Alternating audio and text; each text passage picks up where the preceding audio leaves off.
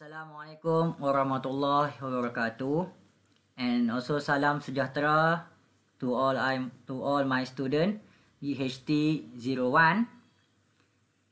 Okay guys, sebelum ni kita dah banyak bercakap tentang structure of triglyceride ya.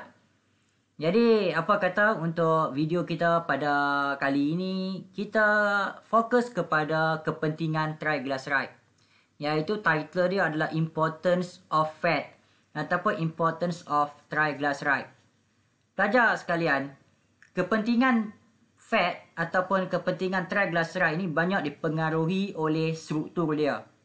Dan kita dah bincangkan pada sebelum ini kan, bahawa struktur triglyceride ini adalah glycerol linked by 3 fatty acids.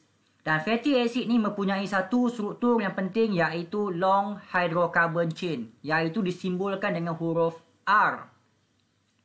Apabila dia ada long hydrocarbon chain, maka sifat triglyceride ni adalah insoluble in water, tak larut kepada air. Apabila dia tak larut kepada air, maka they are very important to suitable becoming the energy storage molecule. Maka apabila dia tak larut kepada air ya pelajar, dia sesuai untuk energy storage molecule. Sebab apa pelajar? Sebab bahan-bahan molekul yang tak larut kepada air ini, dia tidak akan mempengaruhi sebarang osmotic potential pada sel. Contohnya, apabila kita letakkan lemak ke dalam air, kita akan dapati bahawa lemak ini tidak larut kepada air tersebut. Apabila kita kacau lemak, kita dapati bahawa dia tak dissolve sedikit pun. Maka air itu kekal dalam keadaan osmotic potential yang asal. Berbanding dengan glukos, gula. Apabila kita letakkan gula pada air, kita kacau gula tersebut, kita dapati gula itu larut kepada air. Dan larutan itu menjadi larutan gula. Dan larutan gula ni adalah pekat. Dan dia akan mempengaruhi osmotic potential pada larutan tersebut. Air itu akan menjadi pekat, maka dia bersifat hypertonik. Jadi benda-benda yang larut kepada air ni tak sesuai menjadi tenaga simpanan. Yang sesuai untuk menjadi energy storage molecule adalah triglyceride, sebab dia adalah insoluble in water. They are not influence osmotic potential of the cell. Maka fahamkan itu pelajar ya. Baik, kita teruskan lagi kefahaman kita. Fat, dia akan store energy more than twice of energy per gram of polysaccharides. Berbanding dengan polysaccharide. Polysaccharide ini juga adalah energy storage molecule. Fat pun adalah energy storage molecule. Namun apabila kita buat perbandingan ya pelajar antara fat dan juga polysaccharide, didapati bahawa fat ini mampu menyimpan tenaga twice per gram as polysaccharide. For example, 1 gram of fat they store 9 kilojoule of energy.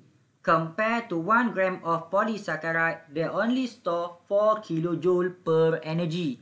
Jadi, apabila kita mengambil sumber karbohidrat yang banyak, kebanyakan karbohidrat akan store as a glycogen in the animal cell. Namun apabila kita ambil sumber lipid yang banyak, dia akan store sebagai adipose tissue in our body. Dan adipose tissue ni mempunyai tenaga yang lebih besar berbanding dengan polysaccharide.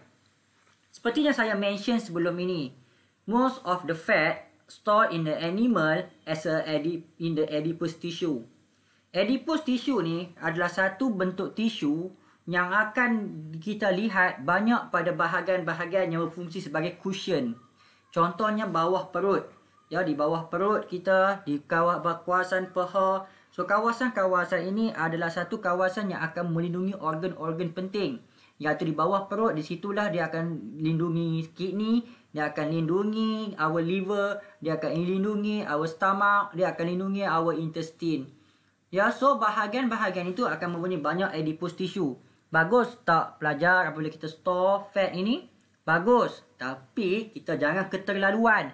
Jangan biarkan perut-perut itu menjadi buncit. Dan jangan biarkan paha-paha itu mengelebar. So banyak kan melakukan aktiviti-aktiviti sihat supaya pembakaran lemak berlaku dan lemak itu berada dalam keadaan yang keseimbangan yang baik. Dan fat juga penting sebagai heat insulator in the animal. Kebanyakan fat ini akan kita lihat pada haiwan-haiwan yang berada pada kawasan akuatik yang mengalami keadaan freezing yang lama. Contohnya pada whale, pada sea lion dan sebagainya. So, haiwan-haiwan ini mempunyai kandungan lemak yang tinggi untuk bertindak sebagai heat and insulator. Kita juga boleh dapati banyak kandungan lemak lagi pada tumbuhan. Kebanyakan lemak pada tumbuhan dalam bentuk oil, iaitu dalam seed. Dia simpan dalam seed. So, apa yang kita boleh faham, ada banyak kepentingan oleh fat ini, namun kita fokus kepada 3 sahaja supaya kita jelas keadaan ini. So, baik pelajar, I hope kamu dapat faham video yang ringkas ini dan amalkan dia dan fahamkan dia dengan baik. Letakkan dalam minda kamu, study dia step by step secara mudah. Okay, baik semua. Assalamualaikum warahmatullahi wabarakatuh. Bye.